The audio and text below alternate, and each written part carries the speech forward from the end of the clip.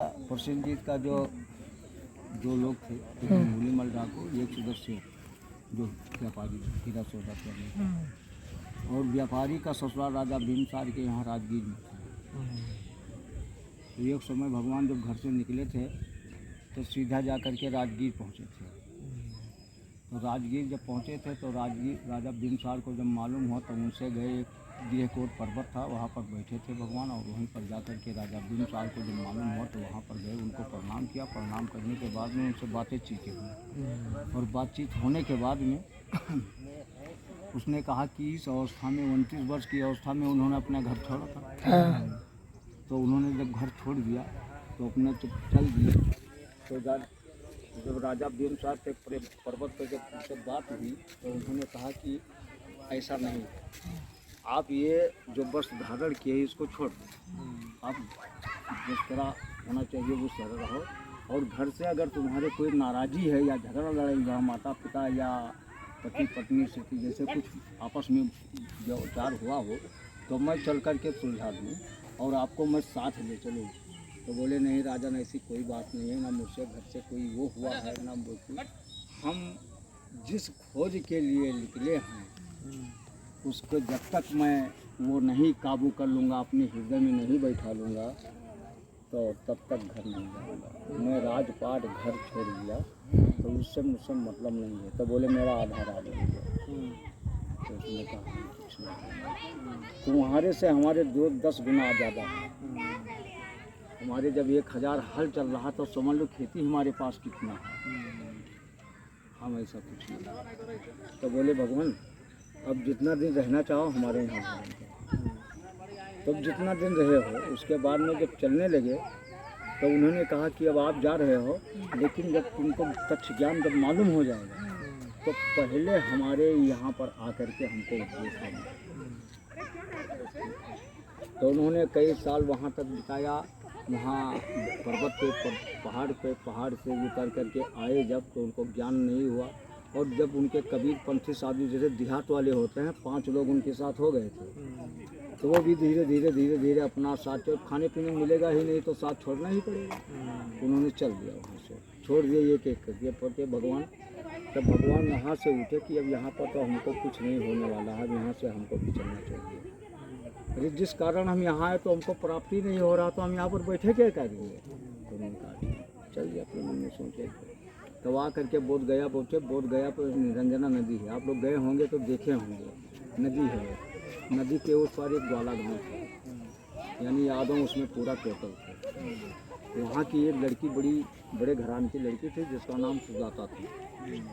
तो सुजाता वो लड़की थी, तो गांव के बाहर एक देवी देवता का स्थान था जो पीपल का पेड़ लगा है। देखो कहीं अभी अपने यहाँ देखो कहीं देवी देवता का स्थान है तो वहाँ जरूर पीपल का पेड़ होगा या तो नीम का पेड़ होगा, दूसरा बहुत कम होगा। तो वहीं पर बैठे अपना भगवान उसी स्थान पर बैठे अपना ध्यान भावना कर रहे थे। और सुजाता जो लड़की थी वो जब मतलब शादी करने योग्य हो गई तो उसने वहाँ पर जाकर के मन्नत मांगा कि अगर यदि हमारा कोई मांगन अगर हमारा पूरा हो जाए तो मैं आपको अपने हाथ से खीर चढ़ाऊँगा उस स्थान। तो उसका मन्नत पूरा हो गया, और पूजा पूरा होने के बाद में भगवान उस समय जा कर के वहीं पर अपना ध्यान भावना करके उसी स्थान पर बैठ गए। तो उसका समय आ गया, मतलब बच्चा पैदा होने का समय आ गया। तो उसने कहा कि अपनी एक दासी से बोली कि वह जा कर के उस जगह पर जहाँ पर मैंने अपना मन्नत मांगा था वहाँ पर सफाई कर जाओ, मैं पूजा करूँगी आज। ठीक है। तो उसने अपना झाड़ू पाड़ू उठाया साफ़ सफाई करने के लिए, और वहाँ से आकर के देखी तो थोड़ी ही दूर पर वहाँ पहुँची तो जैसे देखी कि वो भगवान वहाँ पर बैठे हुए हैं। उसने उसी पाँव से लौट गई और वह बोली विशाखा सुजाता से कि बहन हम वहाँ साफ़ सफाई करने के लिए गए थे, वहाँ पर तो साक्षात भगवान ही बैठे हैं। बोले नहीं ऐसा कोई बात नहीं। तो बोली अगर ऐसा बात नहीं तो दूसरी दासी भेज करके अपना पता लगा लीजिए, और जो चोर का सज़ा है वो मेरा सज़ा है, हम स्वयं कह रहे हैं। तो बोले ठीक है। उसने अपना दूसरी दासी को भेजा, वो भी आकर वही बताया, और उसने अपना कि बहन सत्य है झूठ नहीं है। तो बोले अगर ये सत्य चाहे निकल जाए तो बोले मुँह मांगा इनाम दूँगी।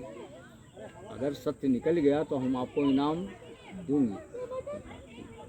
उसने अपना खाना पानी बनाया, खाना पानी बनाने के बाद में अपना थाली में लिया और धूप अगरबत्ती कुछ लिया और यहाँ पर आकर देखी, अपना स्वयं देखी तो प्रणाम किया। प्रणाम करने के बाद में उसने अपना धूप अगरबत्ती जलाई। धूप अगरबत्ती जलाने के बाद में उसने चकमर किया। चकमर करने के बाद में उसने अपना पूजा अर्चना किया। पूजा अर्चना करने के बाद में भगवान से बोली कि भगवान, यदि आपने हमको दर्शन दिया है तो आप ज़रा मुँह अपने हाथ से मैं खींच दूँ। तो भगवान को ज्ञान मालूम था नहीं था। उसने अपना आँख खोला और सुजाता ने अपने हाथ से, तो जब खीर खा लिया, पानी पिया, हाथ मुँह सुजाता ने धोया, उसके बाद में प्रणाम किया। प्रणाम करने के बाद में वो जब चली गई तब भगवान ने कहा कि वो बचपन में जब मैंने बच्चा था, मेरी माँ तो 7वें ही दिन मर गई थी, लेकिन मेरी मौसी ने हमको पाला, वही माँ है।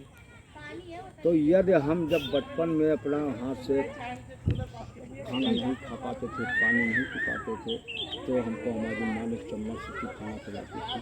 तो बचपन में मुझको माँ ने हमारी चम्मच से खिलाया। आज सुदाता बहन के हाथ से मैंने भोजन किया तो उसको तत्ज्ञान उसी जगह आधा मालूम हुआ कि बचपन की कहानी उनको याद आ गई कि हमको मेरी माँ ने खिलाया। आज सुदाता ने अपने हाथ से खीर खिलाया है। तो वहाँ से फिर चल दिए और चल दिए के बाद में बोध गया पहुँचे। बोध गया इस पार निर्मला नदी के इस पार पहुँच गए। तो जहाँ मंदिर मैन मंदिर है, मंदिर के पीछे पीपल का पेड़ है, उसी के नीचे उन्होंने बैठा और उनको पूजा किया। कितने दिन किया अब ये तो नहीं मालूम। पूजा करने के बाद में उनको ज्ञान प्राप्ति हो गई। जब ज्ञान प्राप्ति हो गई तो कुछ समय तक वहाँ ठहरे और ठहरने के बाद में उन्होंने जाकर के सारनाथ पहुँचे। तो वही जो साधुवंत में उनका पहले साथ छोड़ गए थे, वही ब्राह्मण उनको फिर वहाँ मिल गए। वो फिर मिल गए। मिलने के बाद में उन्होंने अपने उनसे उपदेश लिया। उपदेश लेने के बाद में उनके साथ हो गया और साथ होने के बाद में उन्होंने वहाँ पर कुछ दिन गुजारा, यानी 2 साल गुजारा। 2 साल सारनाथ में गुजार करके और फिर जा करके राजा बिम्बसार के यहाँ राजगीर पे पहुँचे। तो राजगीर के इनके पास एक बेड़ू वन था। जैसे ये बगीचा है, राजा प्रसेनजीत का बगीचा जेठ कुमार के नाम से, उनके बेटे के नाम से था, आज भी नाम चल रहा है। ऐसे बेड़ू वन बांस का वन था, वहीं पर भगवान ठहरे थे। और जब उनको मालूम हुआ कि यहाँ पर भगवान आ गए हैं, उनको ज्ञान मालूम हो गया, हमारे राज में आ गए हैं, हमसे वो वादा किए थे कि हम आएंगे और हमने भी वादा करवाया था कि अगर जब आपको ज्ञान मालूम हो जाएगा तो आप यहाँ पर आना। तो चल कर के ही मुलाकात करते। तो उन्होंने अपना जूता चप्पल निकाल करके नंगे पाँव अपने कुछ साथियों के साथ, सिपाहियों के साथ में जा कर के वहाँ पर पहुँचे और उनको प्रणाम किया। प्रणाम करने के बाद में उनसे बातें चीतें हुई। फिर उनके बाद में कहा कि भगवान हमारे यहाँ कल भोजन दान करना, कल का भोजन दान हमारे यहाँ सभी का। तो बोले कि हम अकेले नहीं हैं, हमारे लोग देखो इतना भिक्षु बैठे हैं, 5000 भिक्षु। बोले सबका है, सभी लोगों का है, कोई ऐसा ना हो कि कोई छूट जाए। हमको नहीं कहा है, ऐसा कोई बात नहीं है। और यहाँ जो व्यापारी सुदर्शन था, वो उसी दिन जा कर के वहाँ पहुँच गया ससुराल को, राजगीर को। तो लोगों से गली गली में अब लोगों से पूछने लगा कि अरे भाई ये क्या बात सजावट है। तो लोग बोले कि हमारे यहाँ तथागत भगवान राजा बिम्बसार के यहाँ भोजन करने आएंगे। तो बोले हमको न्योता नहीं दिया। तो बोले कोई अचानक काम जब आ जाए तो किसी को कुछ पूछा जाता है, किसी छूट जाता है, कोई कुछ होता है। तो अचानक में मिल गए भगवान, अचानक आया, अचानक उन्होंने भोजन दान करवा दिया।